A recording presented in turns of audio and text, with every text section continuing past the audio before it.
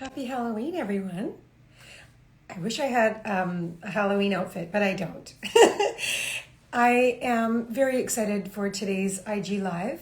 Today, we are going to be joined by Dr. Frank Anderson. And I had the pleasure and honor of reading his memoir this past week and a half, 2 weeks, and learned so much about Dr. Frank shared so much about his own story growing up and his experience with trauma. And he is a world-renowned expert in trauma. So today we have really, I believe it's a privilege of spending the next 30 minutes with Dr. Frank Anderson. He is an MD, a world-renowned trauma treatment expert, Harvard-trained psychiatrist, and psychotherapist. He's an acclaimed author of Transcending Trauma, and his newest book is called To Be Loved, a story of truth, trauma, and transformation. We have had some excellent questions being sent in to us from our community. Thank you so much for that. And I'm so happy that we are having Dr. Anderson with us today to answer your questions on trauma. So I really hope that those of you that are joining us live are going to take this opportunity to ask your questions. Put them in the chat, and I will ask him your questions. This is, I think, an excellent opportunity to talk about trauma. I think there's a lot of, thank goodness we have a collective consciousness. We're talking about it. We're understanding it more and how it affects all of us. I think we've all had traumatic experiences in our lives, and we're going to understand more today, given this opportunity with him. So tell me where you're from. Thank you for joining us. I see some of our friends, our community. Tell me how you're doing today. Happy Halloween. And we'll just wait for Dr. Anderson to join the chat. Shauna, I see you. Hi, love. Sending you lots of love today.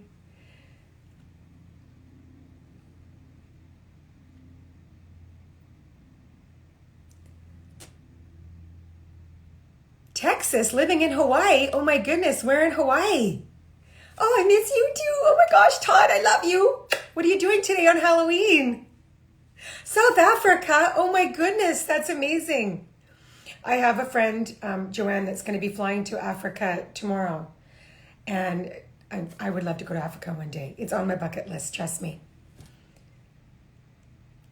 So the one thing that I was learning about this week was more around IFS, which is internal family systems.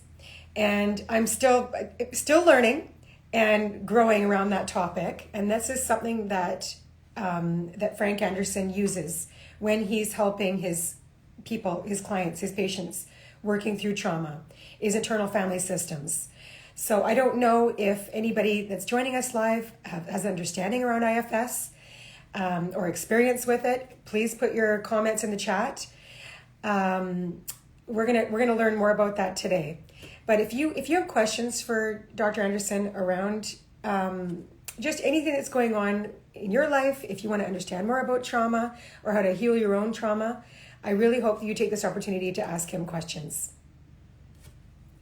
Todd, where are you right now? Todd Barretts is with us live on this chat, and I love Todd so much. And where are you? Are you in New York? Are you in LA? If you want to share that detail, let me know.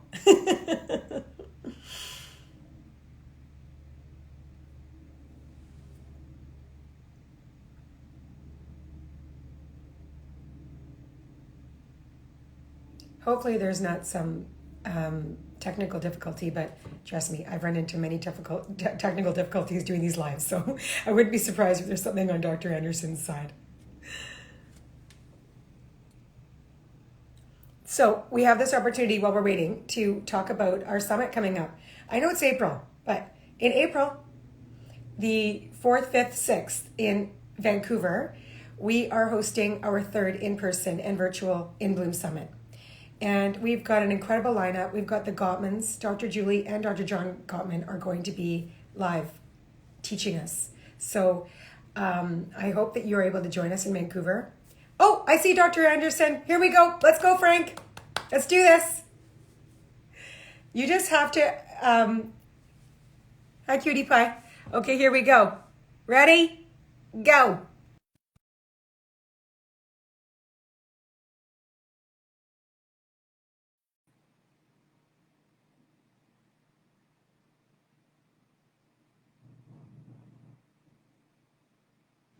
Yay, it worked. Yeah, it worked.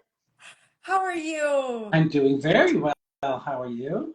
Oh, I'm so well. Thank you for joining us. You're welcome. You're welcome. I've been looking forward to this for a while, and I really enjoyed reading your book this in the last few weeks.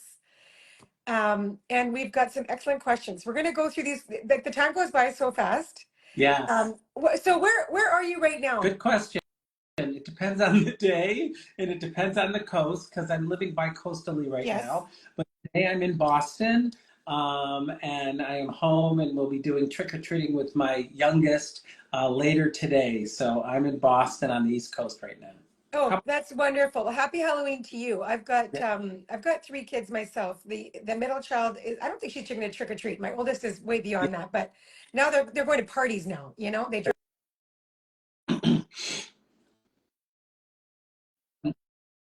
phone on do not disturb. Okay, so let's get through this, Dr. Frank. Yeah. Are you ready? Yeah. Okay. So the first question, and I'm going to watch the chat. For those of you who are joining us live, this is your opportunity to ask Dr. Frank your trauma questions. Okay, let's do this. What is the difference between trauma and PTSD? And how do they affect people differently? Yeah, it's a good question. And so many people mix this up, right? So many people interchange them as if it's one of, it's kind of like the way people talk about dissociation and flashback. They just kind of use these words kind of Mm. randomly. PTSD is more a response to trauma. Trauma is what's happened to you. Okay. Trauma is what you experienced, what you went through. PTSD is a sequelae or a response to trauma. Those are a list of symptoms that we Mm. develop when we haven't been able to resolve the trauma naturally on our own. You know, most people resolve trauma within 30 days on our bodies is able to our bodies are able to do that naturally and organically. It's when we've had a series of different types of traumas, for example, relational trauma or complex PTSD, when you have a number of traumatic experiences over a short period of time, your body can't recover, Oh, right? And then you develop yeah. symptoms. So um, when you've had a trauma, the first one, people normally recover from it and don't get PTSD symptoms. When you've had your second, third, or fourth, it's much harder to recover and you're much more likely to develop PTSD. Now, one other thing I'll say about it, when you're acutely traumatized, especially for your first time, you're going to have symptoms of PTSD. It's normal, but they resolve. And what I mean by that is hyperarousal, flashbacks, intrusive images, increased heart rate, numbing, and dissociation. So those are kind of normal consequences of a trauma, but they should resolve within 30 days, right? So Oh, when those symptoms persist, mhm. it says, hey, I've got chronic PTSD now. Like my body hasn't been able to naturally recover. I'm working on a program that can help prevent PTSD because I think we don't do enough of that, you know. So yeah, I will in my copious free time, right? I'm working on a All of program. your free time. Exactly, exactly. Yeah. So it's a good question, and a lot of people do confuse it. So I'm glad that brings some clarity. We'll talk more about this I'm going to ask more about this Yeah. on the podcast. So we'll keep a little side note Okay. on that. What are some signs that I might benefit from seeking professional help for trauma recovery? Well, so the biggest thing I say, and I'll tell you this, as we speak, I'm working on a trauma recovery program for people outside of psychotherapy, which is not, doesn't really exist. So I want to share that exciting, I feel like trauma healing to the world needs to happen, and we don't have enough therapists or resources for everyone, right? I Right. believe that. So, There is this, and I see it. I mean, we could all right? see it. Yeah. The awareness around trauma is so vast Yes. and Yeah. prevalent. But what you say as well, which I've learned from you so much, Dr. Anderson, is around the fact that our awareness it's not treatment.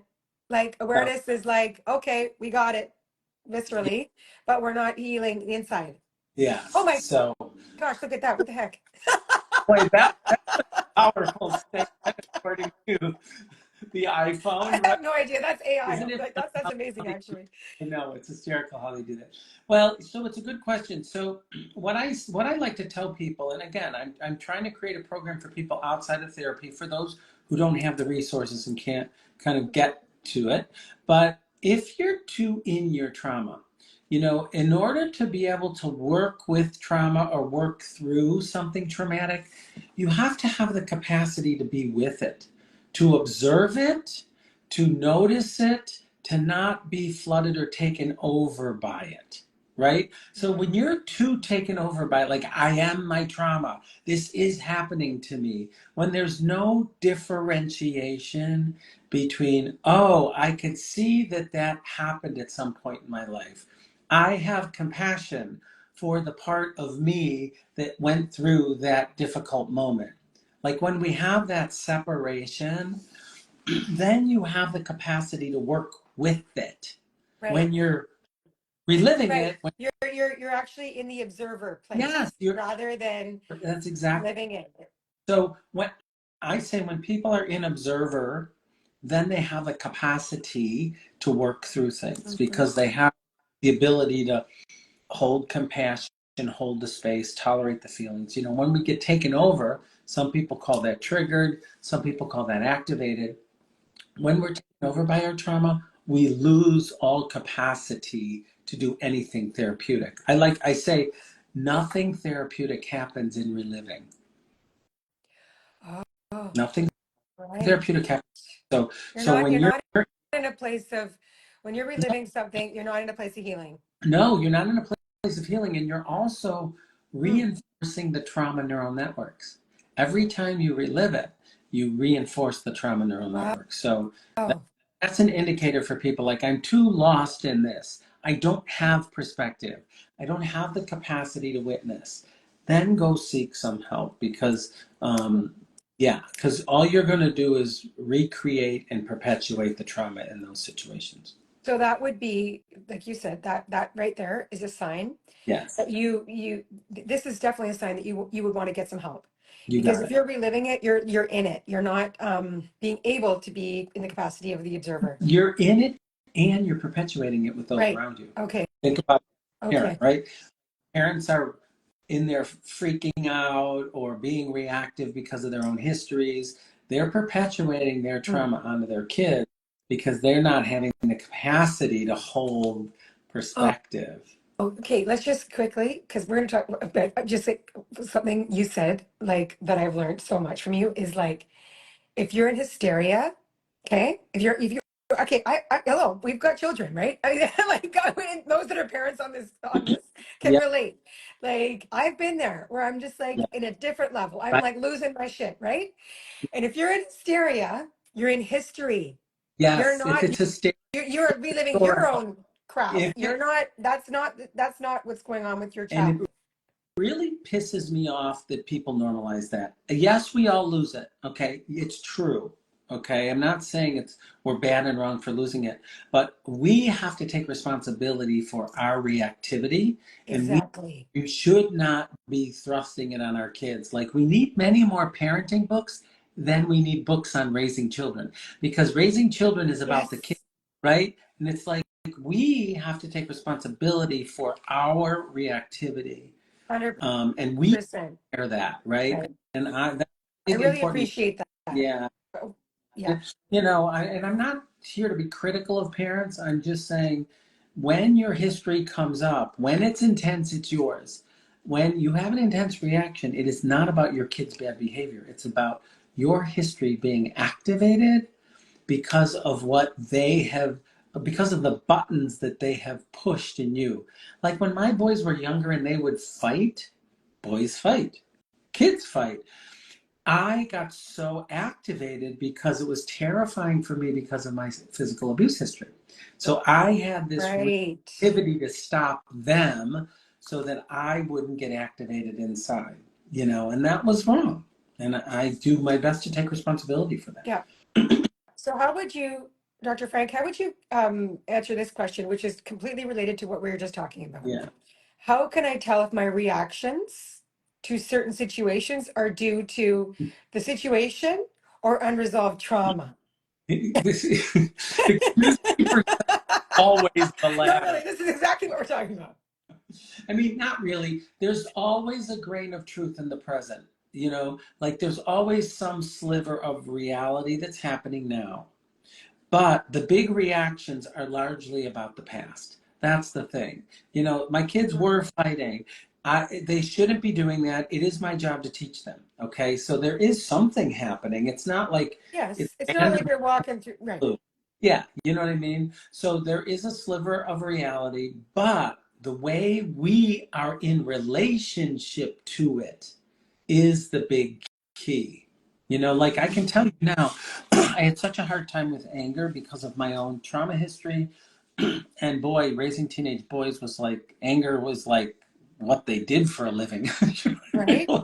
Right? So Mhm. it took me a while to really hold space for their feelings instead of being reactive to their anger because of the fear I had because of traumatic anger that I endured with my dad.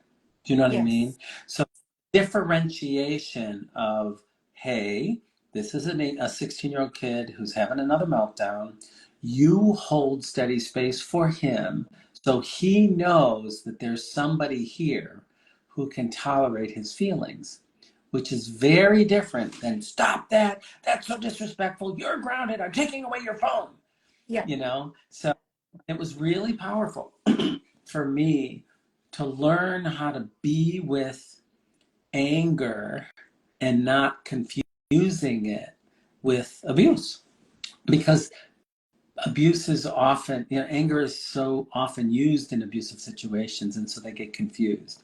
And it was a big deal for me that's like, you can be angry and I can be steady, and that's okay. And it really made a huge difference in his life to see the Mhm. way he was able to then learn how to regulate his own emotions, because he had a really good example finally.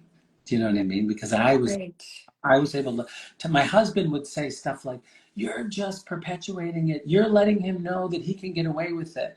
That is not what happened. What happened was like he took responsibility for his feelings when I didn't overreact. Right. Yeah. You were able to be the steady, hold space, all Yeah. of that. But also, like you tell a lot of personal stories around your children, how you're raising your boys and how you raise them, and around just like, if there's disrespectful Yeah. behavior, you're like, That, no, that doesn't that's work. not, I'm That, not going to tolerate this. And right, you're putting up your boundaries, of course, yeah. but it's like, that's Yeah. yours. And I'm here to That's be ex- the, that's right. right. It takes a lot. It's a lot of skill It, involved here. it's a lot of skill and it's a lot of healing Mhm. what we bring to those relationships, because Right. everybody brings stuff to the relationship. We bring stuff to our relationship with our significant others, and we bring stuff to our relationship with our kids. Like I always say, we get the kids we need, not the kids we want. Right. And I just love the fact that you have this view, which I totally resonate with, around like our children are our greatest teachers. Our relationships are our greatest teachers. I mean, that's just there is something very divine going on here. It's not just right on both sides. It was, yeah, So yeah, how yeah. so one of the questions came through from our community members is how can I support a loved one who is healing from trauma or going right? How Yeah. is the best way to It's a great support? question. So many people slip into caretaker role mode, rescuer, caretaker, and that is so not helpful, because Mhm. when you become a rescuer or a caretaker, you change the balance in the relationship. You Oh, change, it's like, it becomes like if you become a caretaker to somebody who's struggling with trauma, it goes like this. Now there's a power differential. I'm the one healing. I'm healthier. I'm better. So that is not what I recommend. I really tell people to be careful about their caretaking instincts, because if I take care of you, I don't have to be around your intense feelings. Or if I Okay. take you, then I don't have to deal with the intensity in me that I'm squashing that's getting triggered by you and your intensity. Do you know what I mean? A lot of caretaking Hmm. is to keep our own issues at bay. Oh, Let me focus on you instead of me. So then it'll be easier because it won't be as painful for me if I focus on your shit instead of mine. Do you know what I mean? yep. So taking is not what I recommend. It's the same thing that I talked about with the adolescent kid. Like, you can be supportive, you can hold space, listen and validate. Listen and validate. We're not great listeners. We think we need to fix it, right? Like, listening is like, so this is what I'm hearing. I'm hearing you say blah, blah, blah, blah, blah. Is that correct? That makes sense to me that you feel that way. Like, that in and of itself is so valuable for someone to be heard and seen. Sure. That is the way we support, instead of the fix it, the do it, or the convincing, you shouldn't feel that way. Don't be sad. Move on. Don't get angry. You know what I mean? We're constantly telling people, we're trying to fix things so people won't have feelings because we have a hard time tolerating them. You know? Something that like, and I'm sure a lot of people will understand this, like, is because I'm a very positive person. Like, I am glass is overflowing at all Yeah. times. It's like, okay, but sometimes I have a really shitty day, Yeah. like we all do. Yeah. It's like I don't need the positivity coming back to Right? me. Like I'm just having a shitty experience right now. Like, I don't know if you remember this book with your kids, Alexander and the Horrible, Terrible, Rotten, No Good Day, or oh something like yeah, this. It was a type book. yeah, And that was one of our favorite books to read. It was that message. Like, it's really okay to be in a bad mood. Like, that's really okay. It's like what you feel and what you do are two different things. right. Be in a bad Like I'm not crapping. Like yeah, I'm not like spewing my like. I'm exactly. working through it. It's gonna be a better day tomorrow. I know. However, today I'm not feeling great. So Please don't you want somebody to validate that rather than, oh, don't it's all good. It's a yeah, great don't day. burn. Like, look at the positives. It's like, Yeah, no, yeah. right. That's exactly Okay. right. I really think it's such a Yeah. healing thing. It's great. So how can I develop a stronger support system while I'm navigating trauma recovery? Well, so that's part of what I'm working on. I want to build a community of peer support healing, because trauma healing happens with love and connection. Yes.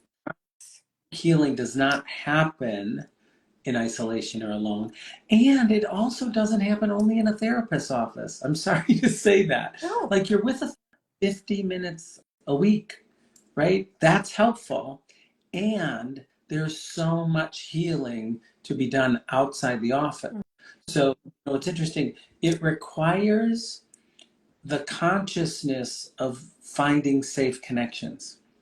Because when you have a trauma history, you tend to seek what you know, or you tend to seek what's familiar. You don't necessarily seek what's healthy. So what does that look like, Dr. Frank? I don't understand. Can you just give us a little bit of an example?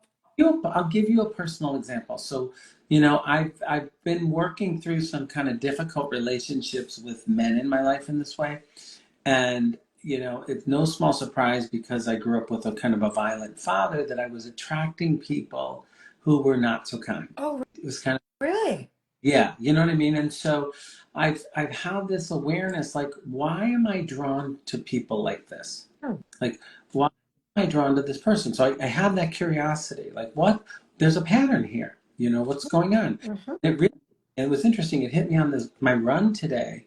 It's all of what was in common with all these people is they all, like, emulated me, right? And so they're like, you're so amazing, you're so great. So I got something from them. My wounded part was like, oh, I'm great, I'm wonderful. But they were kind of using me for their own benefit. You know what I mean? So they'd, So like, they're giving you giving me validation. validation so they can get something from me. right? And Oh, really interesting for me to hold that awareness, like, Frank, be careful.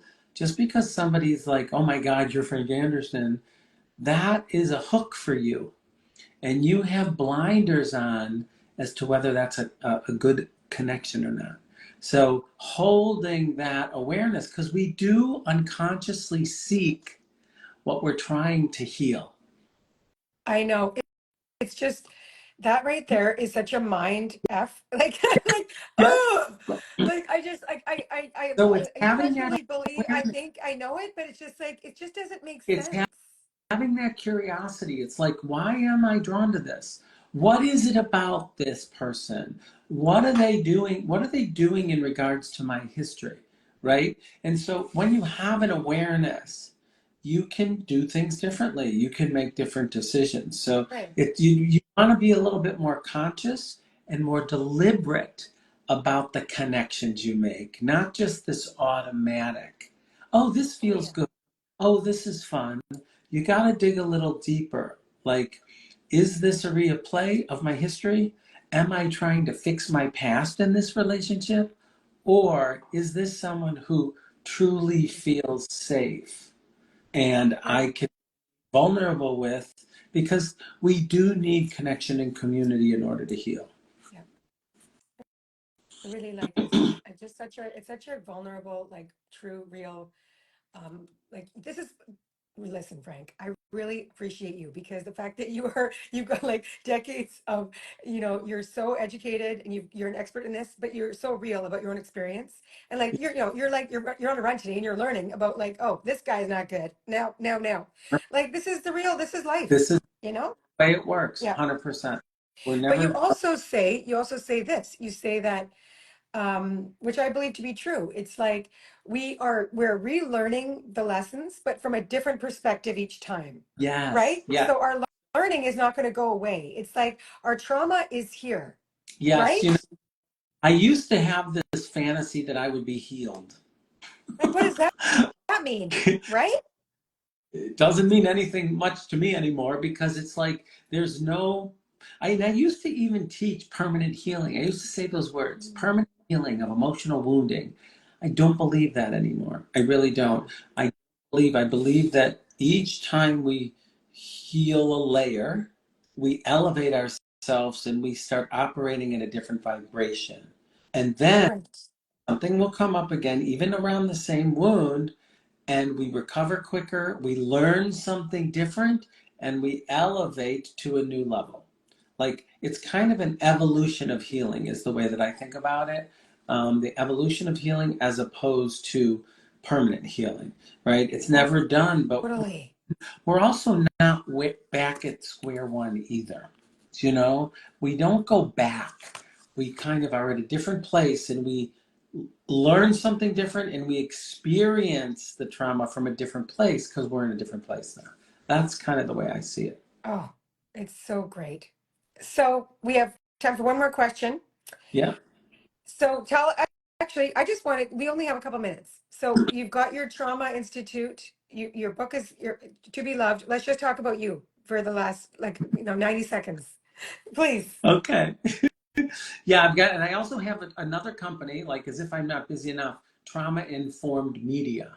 So that's one of the reasons I'm in LA now. I have a company, a production company that we're bringing trauma content through Hollywood, through storytelling to the general public. So that's super important to me. I love that Wonderful. project.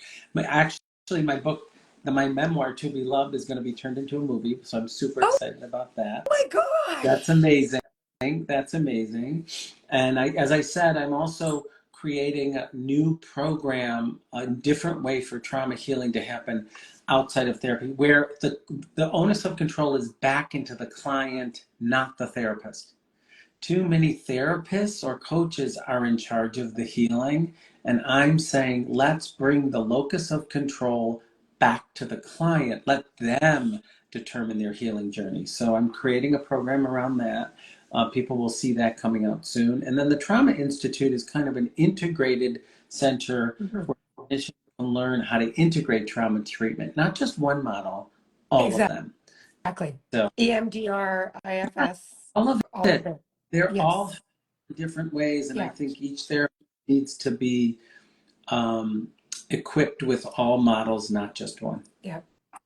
Well, I thank you for your time today, and thank you everybody that's joining us. And our podcast is going to be next. We're going to record, and thank you, Dr. Frank Anderson. Thank you. You are a healing you are healing people and helping in the work you're doing in this world. So that is it's a beautiful thing. Thank you Let's so much. Have a talk great. to you soon. Yep. Thank you. Happy Halloween, everybody. Bye.